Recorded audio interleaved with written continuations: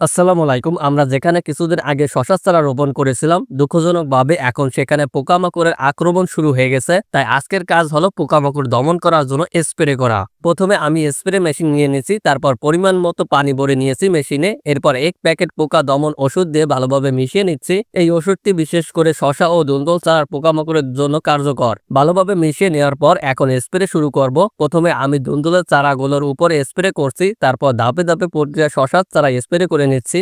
আমার চেষ্টা যেন প্রতিটি চারার পাতার উপরে ও নিচে ভালোভাবে স্প্রে হয়, কারণ পোকামাকড় অনেক সময় পাতা উল্টে লুকিয়ে থাকে। এই কীটনাশক স্প্রে প্রতি ৫ থেকে ৭ দিন পর পর ব্যবহার করতে হবে, না হলে পোকামাকড় আবার ফিরে এসে চারাগুলোকে নষ্ট করে দিবে।